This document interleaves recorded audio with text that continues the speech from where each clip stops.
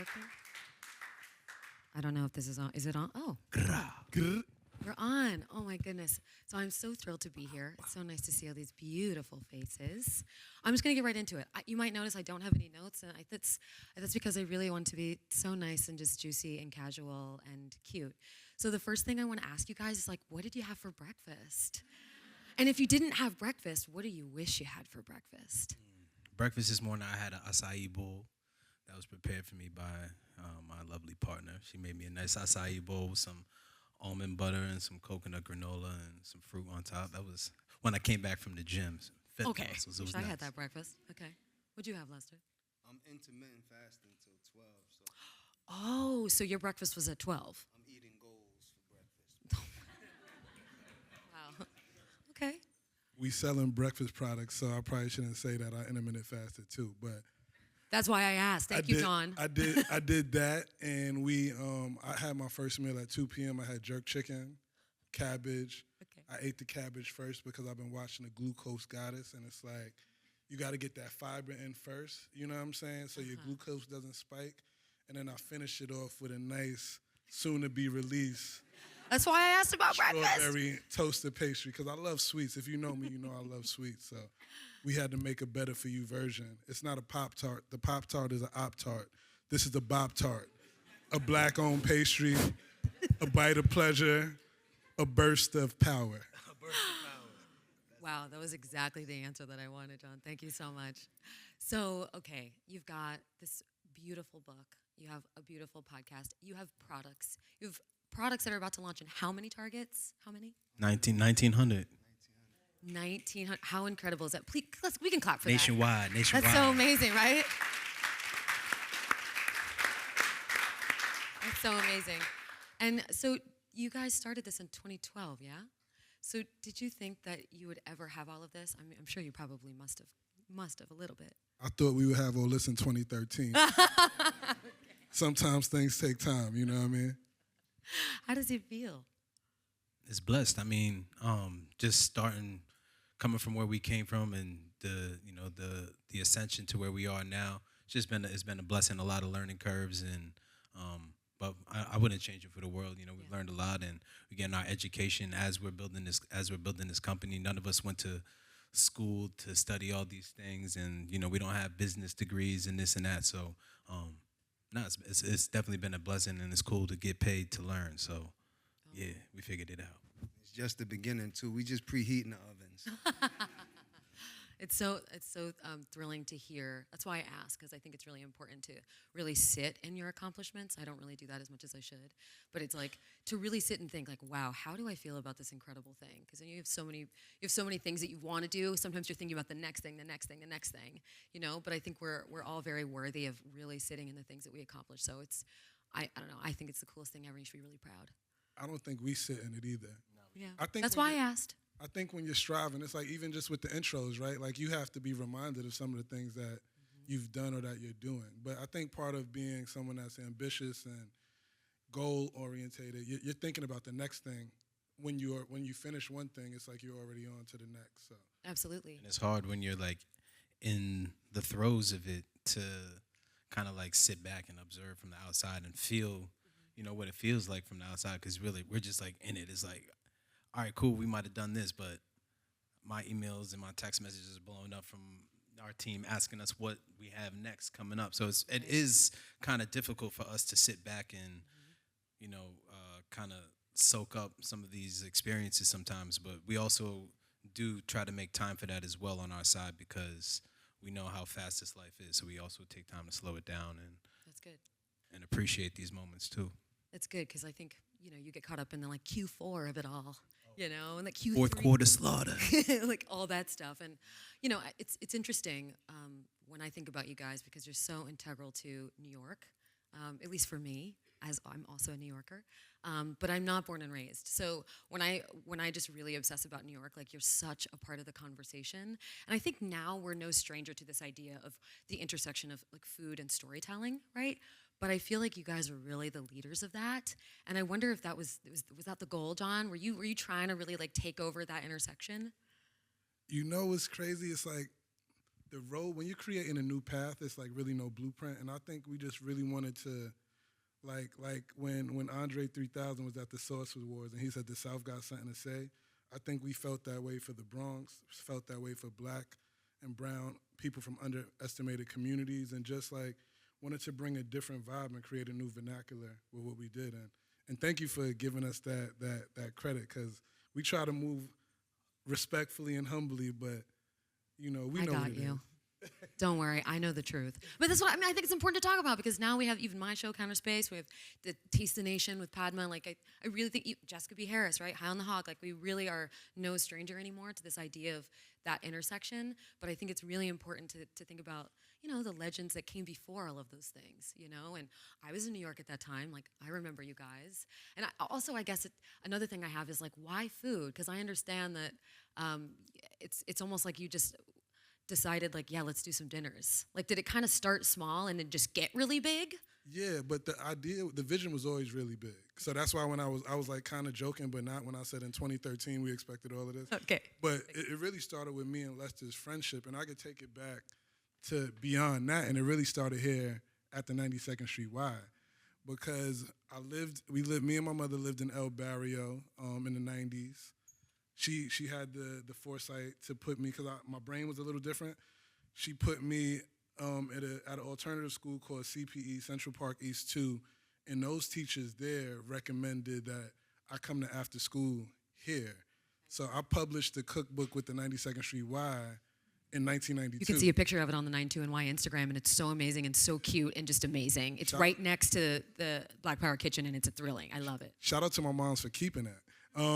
She knew what she was doing. So yeah, like that curiosity and my love for food really started at the time I spent here, like when I was like 5, 6, 7 years old, going out to eat in the Upper East Side with my moms. And then me and Lester, my grandmother taught his younger brother in 4th grade. She was his 4th grade teacher. Les went to high school for like culinary. And I was in the culinary. So we always kind of had that bond and being from the same neighborhood. So. And you met Pierre in the gym, yeah? Yeah. I love that story.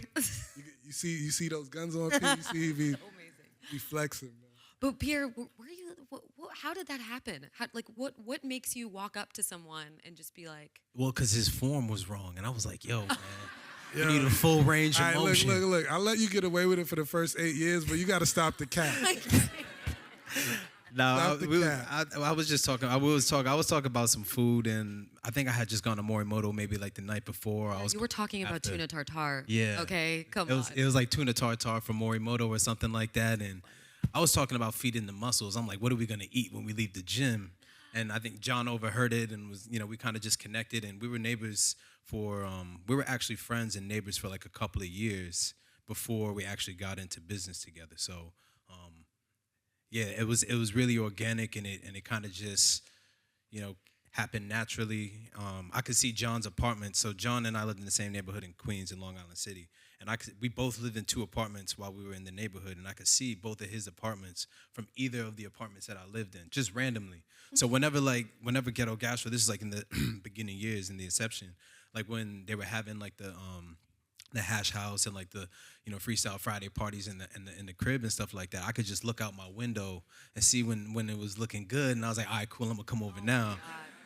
And then that's kind of and then it just made more sense for us to do business together when Les took some time to go down to DC and do some work with Jose Andres for a little bit, and and we've just been doing what we're doing ever since. At what point did the dinners become like kind of a big deal? Like, at what point did you doing dinners become like you're doing events, you're doing Fashion Week? It really started, the buzz started after we did this party called Waffles and Models. Mm-hmm. When Cardi B, before she was a rapper, she participated. Well, Cardi B's from the Bronx. In her former profession. Yeah. Yes. So yeah. Casual. So yeah, we did, and our kind of parallel relationship with Cardi B is really interesting, because it's like Waffles and Models. Then we did a project with Airbnb, and I really had to fight hard for them to. I almost like walked away from the project at 2 a.m. in Bangkok on a drunk night, because they were like, "Yeah, we don't know about Cardi B. The engineers aren't really." And I'm like, "Yeah, I'm not like going to engineers for creative. Like, so if y'all not rocking, we good. We'll pass." And like it was a whole panic. Like a day later, they called our partner Cece, who was working on it, and was like, we're gonna do Cardi B, it's fine. And what's crazy is the day that we did the project with her was the day that Bodak Yellow went #1 on Billboard, and it was like she was like number 89 on the chart when we started having the conversation. Wow. So yeah, it's been a beautiful journey, and hopefully we're able to do something with Cardi with this, because she just mentioned Target in her new rap song. That's why. To talk about blowing 50 racks in Target on some dumb stuff. This isn't dumb. But this isn't dumb, right? Like what? She spends Trying to make stupid paper. Yeah, we trying to. We needed to spend 50 racks on the pancakes. I mean, I guess that's something that's also really incredible about you guys, is you're just sort of like unwavering support for your community, just unwilling to make any sort of sacrifices. Like, this is how much it costs, and if you can't pay it, I guess then goodbye, right? Like, I feel like you've always kind of been like that. Well, you got to pay to play. Like, and in all reality, like, people extract a lot from our communities, and they don't put a lot back into our community. So for us, it's about understanding that these brands and these entities that want to work with us, and they like to throw the word community around internally and stuff like that, and externally. For us, it's like, you got to walk it like you talk it. You got to put your money where your mouth is. Absolutely. You got to really actually show up with resources and do these things that you say you're going to do. Yes. Because when you rock it with us, we're really going to make people back it up. We're not just going to let people say that they're about that life, and then when it comes to it, that they backing down. They're like, oh no, we don't have the money for this. So Right. we're also very strategic about the people that we work with and their intentions, making sure that they're aligned with our focus and our vision, so that we don't have to play that game of ring around the rosy when it comes to doing the things that we want to do. It's interesting at the beginning of the foreword, which I guess people probably talk about a lot, but the foreword of your book, Black Power Kitchen, where Jessica B. Harris was like my hero, where she sort of talks about this idea of food being this almost reductive conversation, kind of like safe, in the middle, completely apolitical. I've talked about it before, how political that food is. Is that something that you knew to start your book that way? I mean, that was deliberate, yes? It was something that we wanted to, piggyback off of what the Panthers did in 1969 when they implemented the free breakfast program in their communities. So, it's nothing different from what we're doing, because when they first introduced it, it was actually demonized by the government. The president at the time was demonizing what the Panthers were doing, and the Panthers continued. They stuck to their morals, they stuck to their principles, and now it's a nationwide, almost a worldwide, given that kids eat breakfast free before school. So, I mean, the things that we're doing, we're just making our ancestors happy and continuing to piggyback off of what a lot of our teachers and we just the students of this too.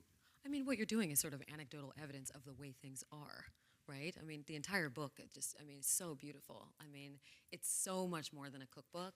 I mean, it's storytelling. I mean, there's essays, the imagery, I mean, it's gorgeous. I think that when we consider food and where food comes from, we want those stories to feel really good and cozy, and sometimes they're not. And I think that, is part of what you're trying to do is let people know that that thing that you do, like, that comes from somewhere. Like, I think about the sea moss episode of the podcast. I also love the Chinese food episode of that podcast, really talking about the origin stories, like where things come from. Does it feel like that's like maybe like the most important part of your work? Yeah, I think at the end of the day, we're storytellers, and then food is the medium. So it's like whatever stories are being told. Like, when you think about our beginnings in this country, right?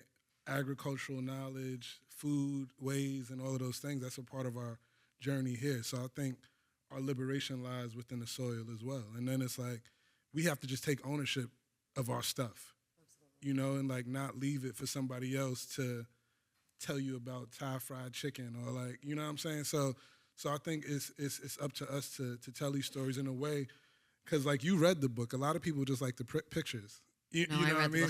So, I read it. so that's like why also like having In the Cut to give you like short bites of game. You know, we call it putting the medicine in the Kool-Aid. So it doesn't, we're not preaching, but it's like, hopefully you leave with some type of nourishment for your mind. I mean, the stories are so important because the recipes are so inspired. So it's so important to hear the stories. Yeah, and we want to like meet people where they're at too. So like that's why people feel like Ghetto Gastro is so stretched that we do so many different things. But it's also because people consume and like feel things differently on different planes. So like some people like to read, some people are visual learners, some people want to taste it, some people want to experience it in person. So for us, it's like, how can we touch different parts of our community with using food as this vehicle, and these conversations around the history of how things got to the places how we got to the places where we are, how we can move forward, just finding a way to connect with people. It can't just be like, it's not just a linear thing. It's not just one way. So for us, it's like playing all these different corners and kind of putting them together so that they mesh and make sense and they all feel cohesive. Yes. But it's still stretched. It's like some controlled chaos. It's like not a cookbook. It's like a culture book that happens to have a cookbook. It's a cookbook. Explain. I say it's a cookbook because you're getting like $2 million worth of game for $40. Like typically we charge like $80,000 just for a walkthrough. Just like that's just the engagement fee. So that's really low, bro.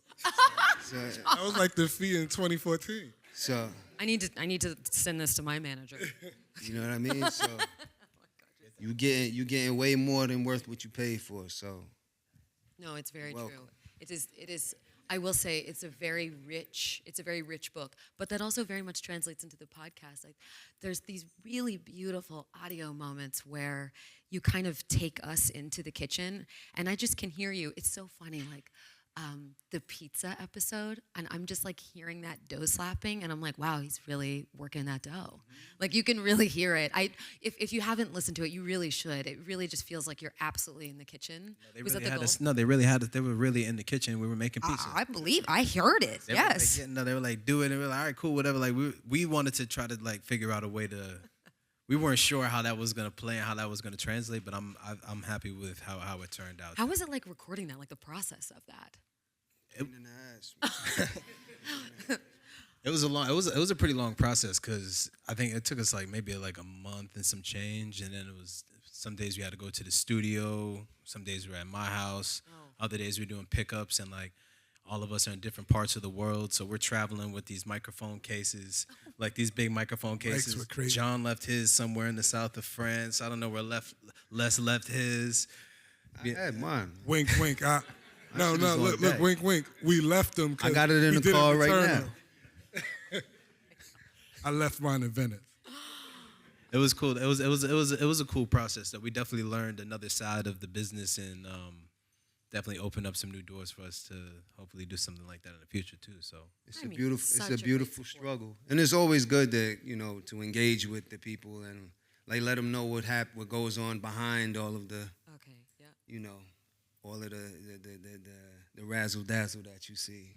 I mean, it's a lot of work that goes behind it. You got to cook good to look good, man. Oh my God, all your little isms, Lester. A lot of isms. No, I love it. They're all in the show too, in the podcast. It's like it's really brilliant. I can't listen to it without smiling. Like the mofongo episode, I'm like, it's so. What is it called? Mofongones, because it's a mixture of mofongo and tostones. And you came up with that, right, Les? Yeah. Explain. What is mofongones? Just explained it. No.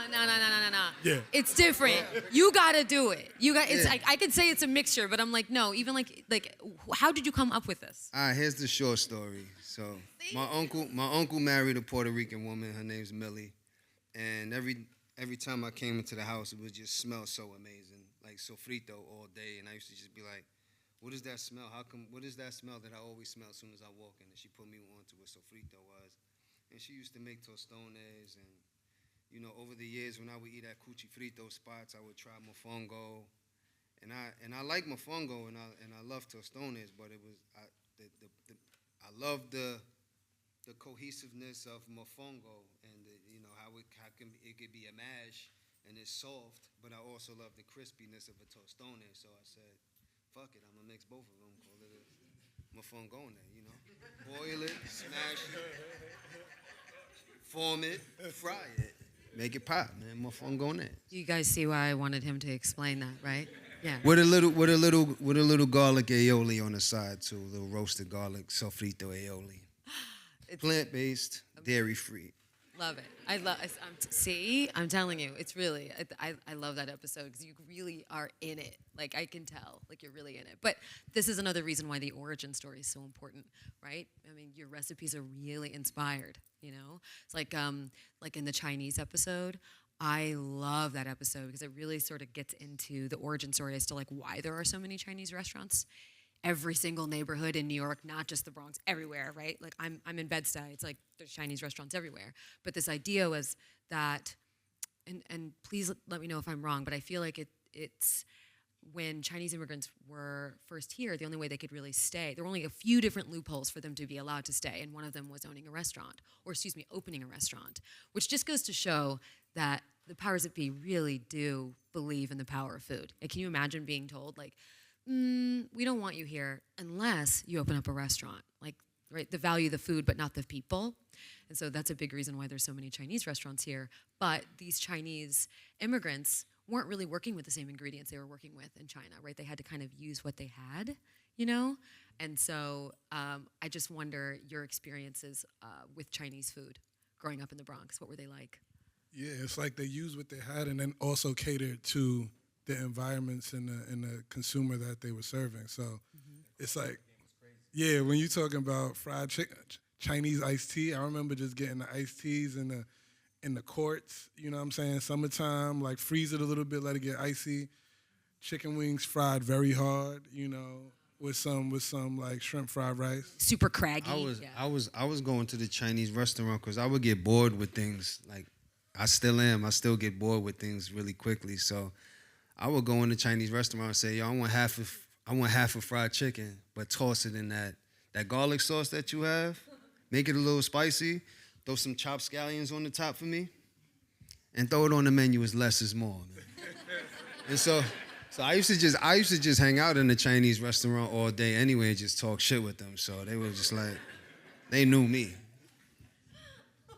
And everybody on the block would ask they would end up asking what I was eating. I would go in the barber shop and I'll go eat my food. And I'm like, damn, what's that? Less is more, man. Cop and blow. Pierre, what about you? Oh man, I think it's just like the impact of the Chinese restaurants in our communities kind of just push us to do, I don't know, just push us to like interweave like the culinary and even into like the fashion and stuff like that too. So like getting the beef and broccoli at the restaurant and then having like the beef and broccoli Tims on and stuff like that. Kind of just the way that it translated from the food into the streets and then back around is really impressive how like the Chinese immigrants are able to play these different sides of the court where it's like, you know, they have a Chinese restaurant, but they're feeding, you know, Black and brown people, Puerto Ricans, and people who've got these different. It's just really interesting how they're able to adapt their flavor profiles to feed our flavor palettes over here, and yeah, I mean, even the Jamaican restaurants too. Like you'll see chop suey on a Jamaican menu, or chow mein, and then you have the China Latina spot. So it's like just seeing how Chifa, yeah. That's why I feel like but New York also is Cuban, its own Cuban, Chinese Puerto Rican. So it's like, you know, like New York, like that's why the book, I'm like, it's its own genre. Like this idea of like New York food, I just feel like it's like the chopped cheese, slice it sideways on a roll, like that is like that is not anything else but New York. You know what I mean? Like I hear it all the time. Like there is a way to order. There's your deli spot that does it the way you like it, you know. I feel like that is so unique to New York. I mean, I'm sure Boston has something similar, but it's nothing compared to New York. I'm saying that as a New Yorker, so. All disrespect to Boston. No. To Boston. No. I said Me it. neither. Les got his beef with Philly. I could take a little Boston smoke. Me neither. Less is more. I love it. So I want to talk about wellness for a bit because I believe Black people invented it. I know it's like a strong statement. I believe that Black and Asian people invented wellness. I Talk really do. about it.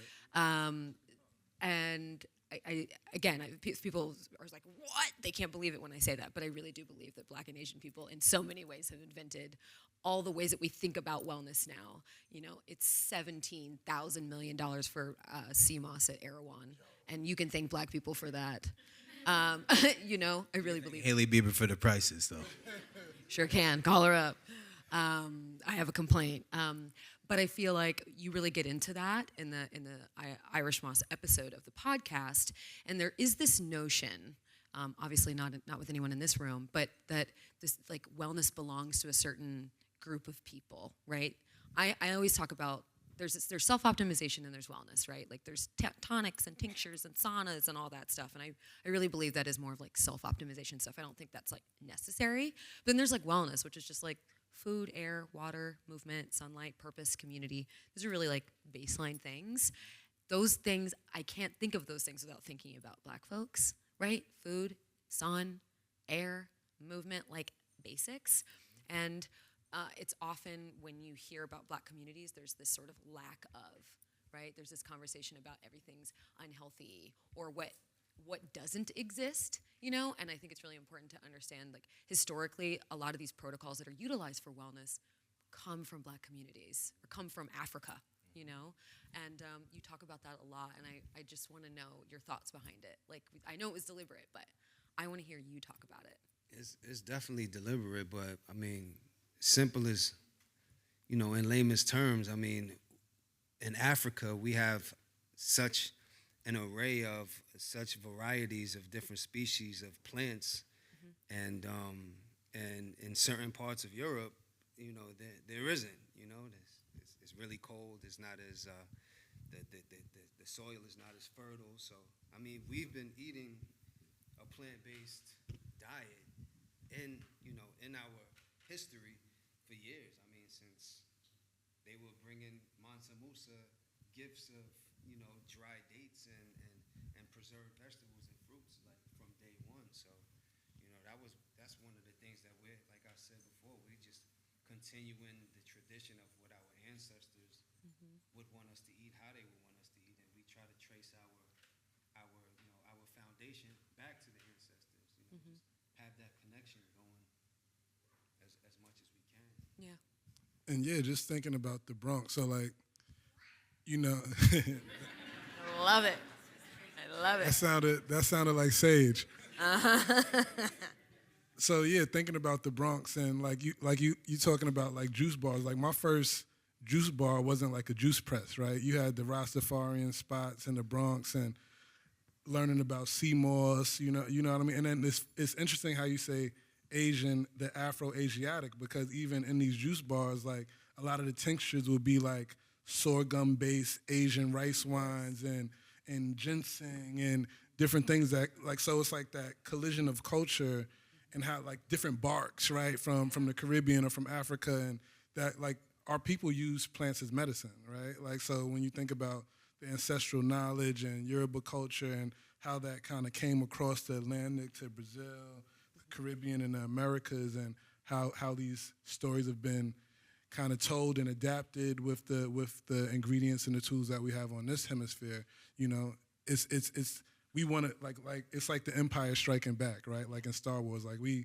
have to tell these stories so people understand like that sea moss gel. Like I have like friends that live in Tribeca, like where do I find sea moss gel? I'm like, yo, pull up to the BX, man. Like, and yeah, like you could come get it. You know what I'm saying? So it's an interesting time, and it's like we need to claim these, like P mentioned earlier, it's been so much extraction from the culture, but now we have to capture the value that so we could actually not have to ask permission when it's time to invest resources into bettering the community. And also just like the understanding. I mean, I'm like a value chain, supply chain, like obsessed person, but I think it makes us all better when we are informed, right? It's like, okay, I could take anything, like watermelon, like that whole joke, like Black people love watermelon. I'm like, well, watermelon comes from South Africa, right? There's some truth to that. You can talk to Michael Twitty all day about origin stories, like the whole like, oh, Black people fry chicken. Well, when enslaved folks were first brought here, the only animal they were allowed to own was a guinea hen. Like these things exist for a reason. And it's the best stuff. I mean, it's also just yummy. it's really delicious. And like, what the watermelon story is crazy because when you think about how a lot of like formerly enslaved Africans started really like making money off of selling watermelons, and then they were like, all right, let's create this negative minstrel story to then make it like a bad thing, so like these people don't have their economic freedom. Absolutely. I mean, same thing with fried chicken. Like people were selling fried chicken on the trains, and like that was like a thing, you know, for people to like really build their resources. Like that's also how like people say that Koreans make the best fried chicken, but Koreans learned how to fry chicken from black GIs during the war. So like that was like that's a war displacement story. Yeah. So like that's that Afro-Asiatic connection that we also allude to a lot at Ghetto Gastro. Because it didn't start with Wu-Tang Clan, you know what I mean? This collaboration's been going on for a long time. It's so interesting too, like the even just like the style and like going out for food. Like when people are like, oh, I want to have like Ethiopian for dinner. Like that means, like there's such a funnel of what that means. I think in the food space, I feel really confident talking about it. There's this obsession with like Eurocentric ability, you know, like, oh, did you go to culinary school? Like, oh, you know, like this sort of obsessed with that like French style of doing things. Like there's one way to do things. And I ask people this all the time because, you know, I think identity is really important within our food, and it's really important to consider, like, wait, who gets to make what, you know? And I wonder, this is just a personal question if you guys think about this, but I'm like, if we were to walk into a sushi restaurant right now and every single person that was cooking the food back there was black, would that make you feel differently about the restaurant? Hell yeah, I would be like, yo, they This got shit black is people fire. making sushi? I'm about to sit my ass down and try everything on the menu. It's Whatever we touch, we turn to gold anyway. Yeah. Love it. Yeah, I'm with it. It's crazy. I was just in Oaxaca, and it's this spot called Crudo in Oaxaca, and it's a brother. It's a Mexican brother, like a Oaxacan brother, making like sushi essentially, but using Oaxacan ingredients. So instead of like soy sauce, he did like a black bean kind of extract that.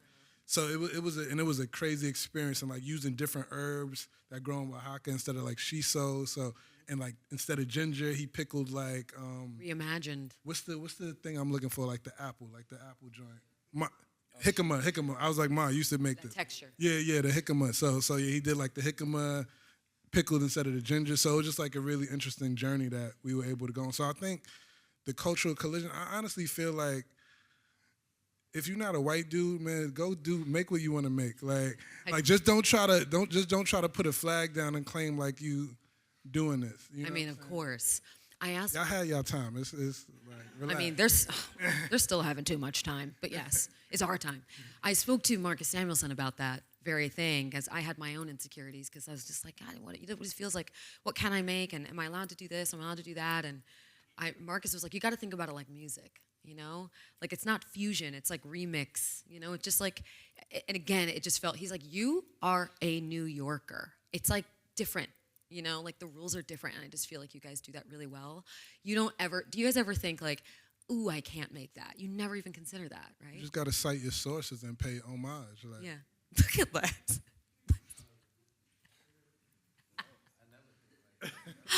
No, I just wonder, like, when it comes to like owning something. Yeah, food, I believe that. You're right. This mic, man. You can Got to get in there. We need to. Yeah, man. Like your imagination is endless, you know. So it's no rules. When we're in the kitchen and we're ideating, it's like we're thinking about the last trip to Brazil that we took, and you know these amazing, new fruits that we ate, like chimoya. I had chimoya for the first time, so it's like I felt like an infant, you know. Like so, it's like moments like that to where you realize that the imagination is infinite and never stops, and there should be no limitations on what you can or you can't do. And that's what I teach my son as well. Like I teach him, we don't say the word can't. We don't really say the word try either, because when you try hard, you die hard, man. We just do. If you're trying, that means you're attempting to do it, and if you just say you're doing it, it's gonna get done. So, I mean, no, How did you get like this, Les? We just always been like this? Just like, have you always been like that? Just like, I'm doing it. Like, it's gonna happen. Were you just born like that? I always been like that. Yeah? I get it from my mother. Yeah.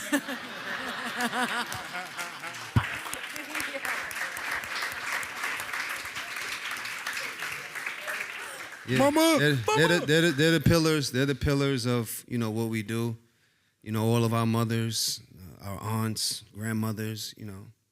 I get everything from my mom. Like the whole personality. I can't go anywhere without someone saying, "You remind me of your mom." So.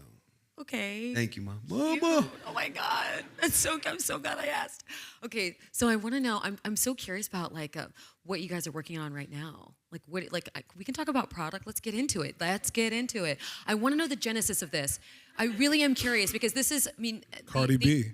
Oh my God, we were pumping packs. But now this we've is a been really pumping big packs for a accessibility long time. story. This is a big accessibility story. So let's talk about it. Well, we were moving that work since we were young. In the streets, we were always pushing. John was pushing the powder. I wasn't pushing the powder. Come on. Oh my God. But now, oh my God, don't say that. You know what I'm saying? Now we got a legitimate, and we still pushing powder, but it's different. It's on Target shelves.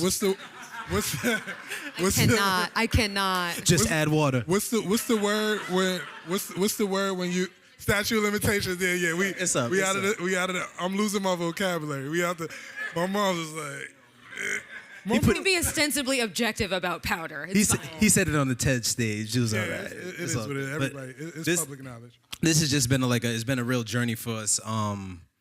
Since like John said, the Waffles and Models started everything, and then we took the Waffles and Models party around the world, took it to Paris, and did some things out there, and really started to stir up and make some noise for ourselves and disrupt the world a little bit. And as it evolved, as our business evolved and the years evolved and the pandemic happened and we put our line of kitchen appliances in Target, one of the first appliances that we all unanimously decided on and agreed upon was a waffle maker. Why? Because of our history of Waffles and Models. And it was like, all right, this got to be like, this is our thing. So breakfast, morning, yeah, all I of see that. With the Black Panthers. Ooh, I see. Boom, with the breakfast and you see. You got to write the press release. You got all of the I got you. All of the bars. And it kind of just led into, like, all right, cool. Now we have the waffle maker. Like, we got to do the waffle mix. And we had the opportunity.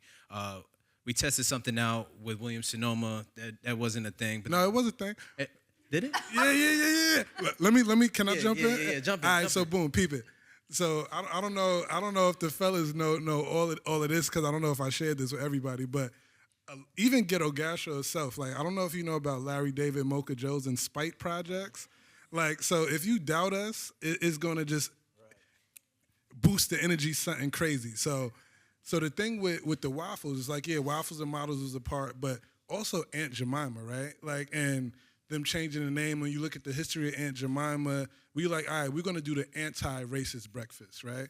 So how do we kind of do this like narrative and create a through line? And the first waffle mix we ever did, it was like ancestral roots and grains. So we're using sorghum, we're using cassava, like you spoke about the Eurocentricity obsession in the world, but especially food, right? So we wanted to kind of create a counter narrative of all of our products and like create things with ingredients that are part of the global South. We call ourselves the mouth of the global South, the Pan-African pantry, et cetera, et cetera. So really wanting to celebrate things from Africa, Asia, South America, North America, and just really do that. So started with the pancake and waffle mix.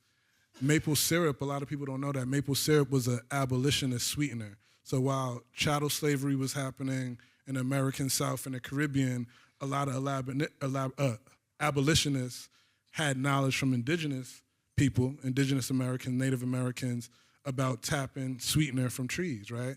Which is maple syrup. So they were like campaigning to like slave owners, like human traffickers, right, with plantations, to like convert to maple instead of having chattel slavery for cane sugar. So that's like the subtext behind us doing maple syrup. And then the peppers that we use in the maple syrup are piri piri from Africa. We have smoked habanero, Scotch bonnet, And then on the toasted pastries, you know what I'm saying? It's a bop tart. It's a black-owned Talk to me about that. pastry. You feel me? So, like, really just wanting to like Trap meet snacks. people where they are, start their day, and we're infiltrating the shelves. And How many products do you have total? nine SKUs are going nationwide in Target. It's big. Look. Run, Look, don't look. walk. Don't just clap. Make them dollars clap. Like Oh my God. it 731 nationwide Target, back to school, tell a friend to tell a friend, like share it. Because, you know, getting on shelf is one thing, but getting off shelf is more important. And like we don't get second chances. It's like you really gotta show up and show out. You With feel me? that, for sure. Absolutely. I mean, I know. I absolutely. Don't forget to mention, man, made with real fruit. A lot of these people are capping with their fruit fillings. Like seriously, No artificial flavors, colors. Everything is all nothing natural. artificial about this. And it's look from filling to crust, and berries we crust. We got flavors in the crust. So Berries we it's crust. no ashy bland crust. It's like it's flavors in the crust. It's no, you don't need the frost to floss. There's no frosting. You know what I'm saying? So join the jam session, man. Ghetto Gastro. session. All of them. Jon's been working on the marketing campaign for the tarts. I'm obsessed. Oh man. I'm so thrilled about this. It's gonna. I'm just to see. Okay, just to see the word ghetto next to gastro, it makes me very emotional to reimagine the hood. You know, like I grew up very, very poor. I grew up in the hood, and so it. I just wonder. I meant to ask you this at the top, but was that kind of the goal with the name? It's like even when I say Ghetto Gastro, I always like smile when I say it because I love how it makes me feel. You know. The goal was to make you have conversations and to make you you know, just think outside of the box and think about inclusivity and you know, because the things that are attractive and are trendy were actually started in the ghetto. Of course. All of it's these still things. today. That's still Still happening. to this day. Absolutely. I mean, it's only right that we ghetto glorify the nutrition aspect of it all as well. It's just like I guess I just want to really double down on how like unbelievable this is. Like over 1,000 stores are gonna see these two words together. That is really unbelievable. Those mothers in Wichita and Idaho, they That's gotta what I'm saying. Let's see how they respond. I don't care how they respond. I mean, right next to the Pop-Tart, I mean, they're gonna be curious. Nah, it's really an exercise in like, yeah, it's provocative, the name and all of that. It's alliteration, it's catchy, you won't forget it. But a lot of it is just like coded language, right? And it's not just for external communities, it's for us inside, coming from historically underestimated communities to understand like, yeah, black is power, black is value. These things that come from us are valuable and we're valuable. It's because a lot of times we look for external validation, right? Like we're running to Fifth Avenue, we're running to Soho. It's like everybody wants to drive a Proximity foreign. to And whiteness. it's like, yeah. Euro and like as that being the pinnacle of luxury. So we wanted to just, again, create a counter narrative like, yeah, this costs a lot more than Bisquick and Aunt Jemima. It's still accessible. Yeah. You know, it's still. Well, it costs more because it's better than those things. And and people are getting equitable pay, right? Like from our 3PL to the farmers that we're getting our things from. Like, so it's like the real cost of food, right? Because people don't respect the labor. Like people don't ever think about who picks those strawberries, right? And where their kids go to school. You know what I'm saying? So so it's like really just like trying to just do business in a different way and just make it fly, make it fresh and have fun with it and just hopefully inspire the next generation to take it even further. Yeah, to get people to understand that there's value coming out of these places. Like it's not necessarily just all this, like, got to get out of the ghetto. Like there are no beautiful, beautiful things that happen in these spaces. So I'm out of time. But there's time for questions. So does anyone have any questions? Don't be shy. Okay, go ahead. You can stand up and ask your question and then I'll repeat it.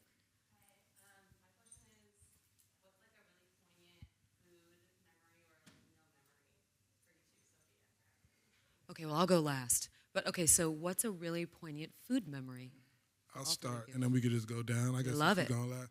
So mine is not necessarily anything I tasted, but after school one day, this is probably like where my confidence and where I really like food is my thing. We used to go to this spot up the block on 88th and 3rd called First Walk. Now it's called Walk 88.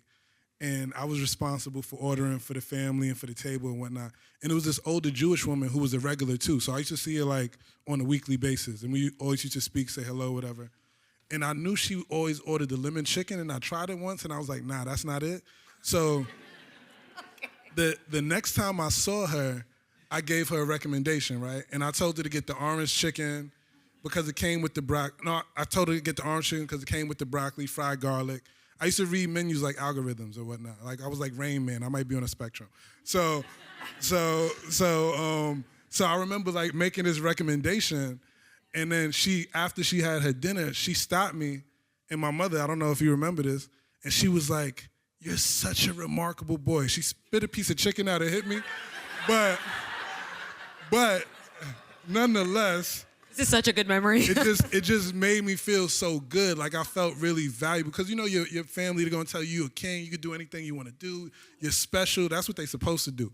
But when you get some external validation at that like tender age where everything's being shaped like that really just changed my life, you know? Yeah. So that's my special food memory.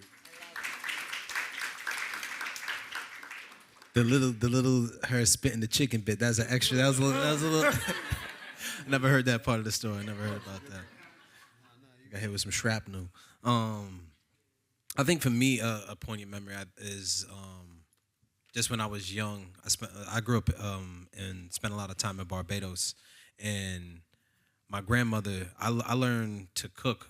I first started cooking with my grandmother and my mom, but my grandmother, her and her sisters in the islands, they had some bakeries and stuff like that. So they used to kind of have like it's like little sibling rivalry. Who was the better baker? It was between Serena, Yvonne, and Betty. Betty was my grandmother. But I distinctively remember the smell of her coconut bread because she used to make this coconut sweet bread.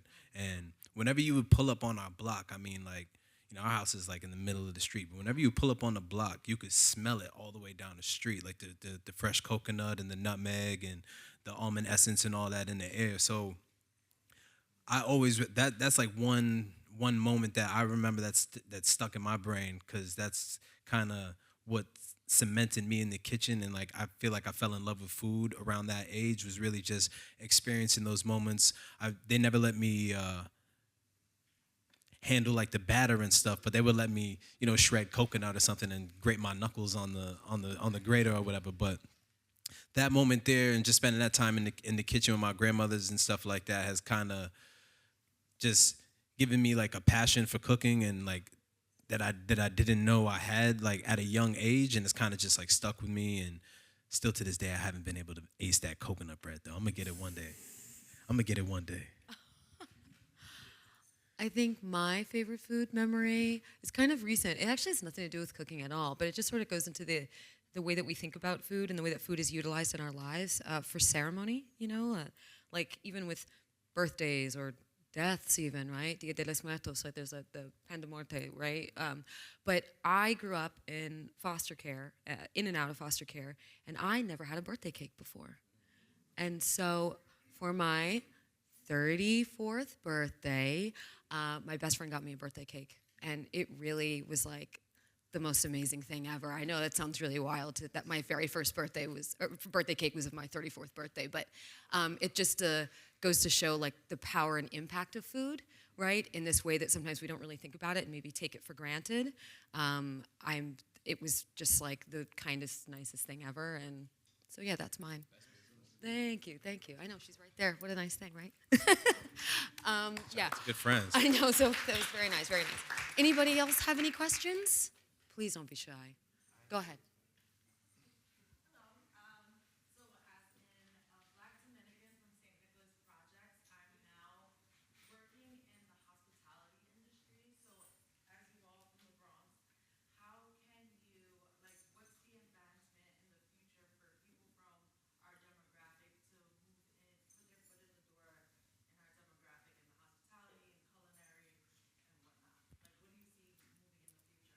I see us making big moves right now. Honestly, I think it's just been so long that we've been in the shadows and our voices haven't been heard, and we haven't had the opportunities to have positions of power, managerial positions, and things like that, and even have access to get into certain restaurants and get experience and knowledge and things like that. So, and especially with our voices being heard and the space is kind of opening up. Even when you think about food writers and stuff like that, the places that they're venturing off to, the restaurants that they're starting to consider and put into their top restaurant lists and stuff like that, they look a lot different than they have in the past. At least I would say the latest New York Times list does. So I think for the future, for people like us, I mean, as long as we continue to persevere and work hard and stay committed and dedicated and do the work, it's really about the work that nobody sees you doing. Like what Rick Ross say, you wasn't with me shooting in the gym, So like it's the work that you do yourself that's gonna help propel you forward. So as long as we're doing the work, because I think that's really one thing for us is that we are consistently and constantly doing the work. Every single day, every single morning, we check in on each other, making sure you've meditated, you've worked out, that we use each other. It's not just, I'm not on this mission by myself. We're not on it by ourselves. We're all in it together. It's a community project. It's not just us at Ghetto Gastro. So, yeah, the future is bright. Just keep going. Honestly, at the end of the day, it's really about connecting with people in the space, people that you want to work with, and also create your own lane. Like there's not just one way to do these things, and hopefully you see that with us, that we aren't a traditional company by any means, and that there's a lot of different ways to get to a final destination. And if you have a vision, just follow it, and if you believe it, you can achieve it. Yeah, man. Like I would say to the Latinx and the Afro-American community, Afro-Latino X, tap in to your roots as much as possible. Like continue to tap into it, and work on projects with intent. That projects that have intention behind them. You want to make a change.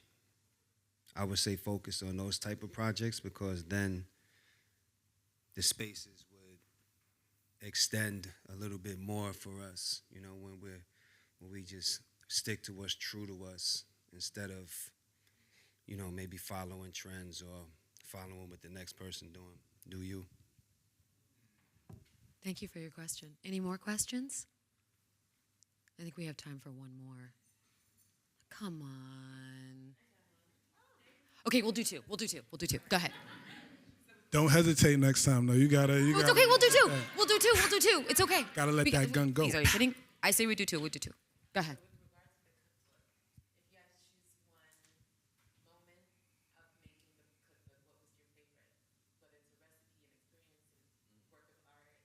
Favorite moment in the cookbook? Started in 2020. I would say it was when we launched the cookbook and we did our launch party at the Met. We did it at the Metropolitan Museum. So I mean that was pretty incredible to see. It was 1,000. We had 1,000 black and brown people doing the electric slide in the Temple of Denda. It was casual. We took it back to Africa for the night. Yeah, I would say the most exciting thing was getting to see my mom in the book, getting to see our mothers in the book, and given the opportunity to share with the world.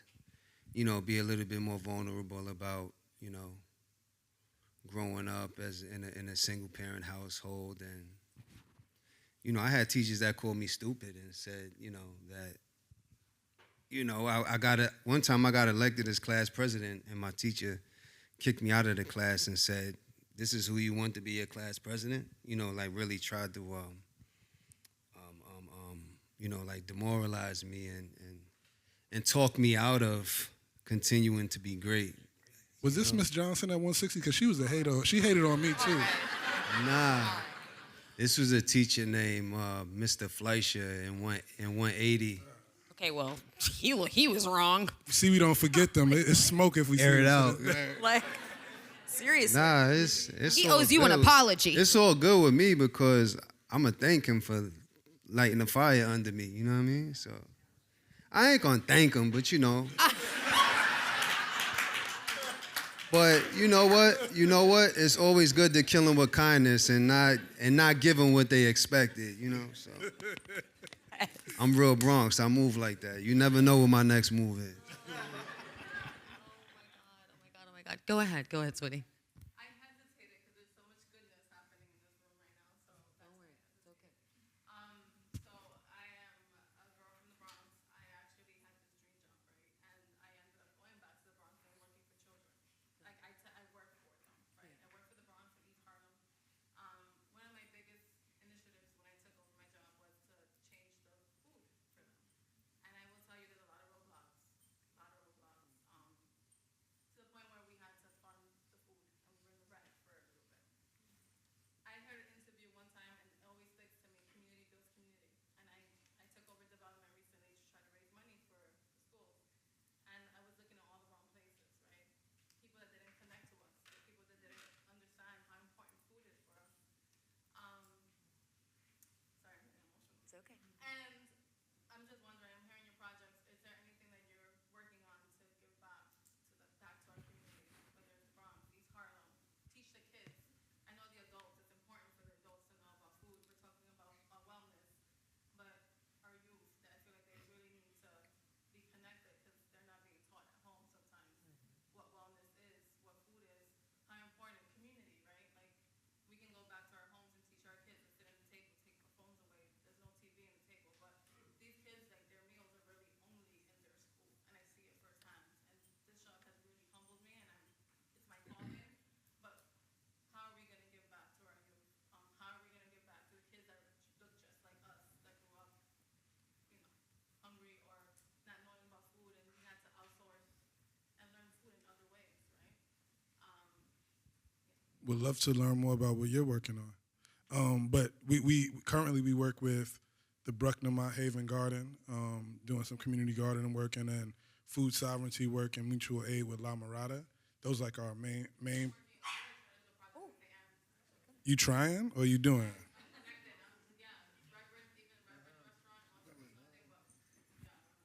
All right, let's get in touch. Connect with Malcolm right here, and let us know how we could be of service. But we are about that life, and we definitely make sure, like a big initiative, a big thing for us is making sure that people around us are eating. Like you said, community builds immunity. Yeah, I mean it's terrible. Like we grow up in these food, these they call them food deserts. We call it food apartheid because the deserts are a natural occurrence, and the food apart, this whole system, the redlining of the communities and stuff like that. That's all structured and systemic. But for us, we definitely, like John said, we do the mutual aid work with La Mirada and Rethink, and we definitely show up at schools. And when people reach out to us to partake in programs and talk to the youth, like we would definitely do that. We don't have anything built in internally at Ghetto Gastro, but we definitely create everything that we do, that we create, whether it's content or food products or merchandise. We definitely do it with the intention of, reaching the youth and connecting with them. We're trying to meet them where they're at. So we're attempting different ways to reach out, but we're definitely looking to connect with people who are doing the work on the ground and just how we can help amplify the work that y'all are doing. Because at the end of the day, y'all are really the ones who are doing the work. We're just here to support. Yeah, I'm actually interested to talk to you because I do feel like when you're talking about kids, a lot of times there is also this parental quality, whatever it is. Like I said, I grew up in foster care, and I feel like because of capitalism, right, a lot of the actual what a person does with food is really just been worked out. It's almost like oppression by bouillon cube, right? So if you talk to like the Puerto Rican community, it's adobo, it's saison, right? Those things are created, they are produced, they are manufactured, right? So we are sort of like the ability to make things from scratch is being, by design, is very much being worked out of the system, right? I like to call them food swamps because these areas actually do have food. It's just not nutritious food. I'm from Florida, so I really attach with the word swamp. But I feel like a lot of these conversations when we're talking about kids, they really can't exist separate from some kind of parental. I think that the problem is I know that for me, I've worked with, the Lower East Side Girls Club, Women's Prison Association, Edible Schoolyard. The problem is you might give parents food, but they really don't know what to do with it. The education, it's not just the access. It's not just here's a bunch of food, but it's like, so please, can you tell me what to do with this? Which I feel like is very much a chef role. I feel I take that job really personal. You can't expect farmers to teach us what to do with an ingredient, right? They're growing the food, right?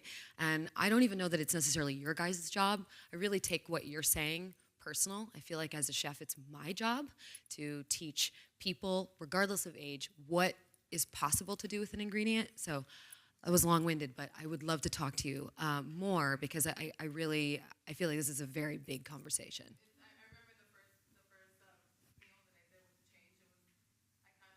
It was mac and cheese, but it was really cauliflower.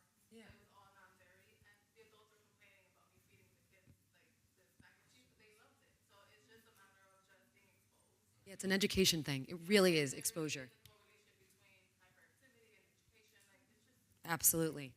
Absolutely. And I think it's a desire thing too. I think we can't forget that. And I think one thing for sure in our communities, we like fly shit.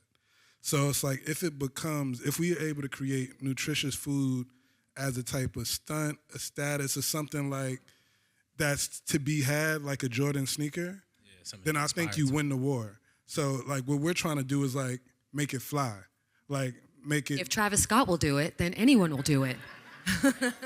Like try to, at least that's the theory. Like, well. No, you're right. We don't sip lean. We eat clean on this side. So like we pushing our messages and hopefully they picking up we putting down. You know what I'm saying? Thank you guys so much for coming. I really appreciate it. Thank you so much.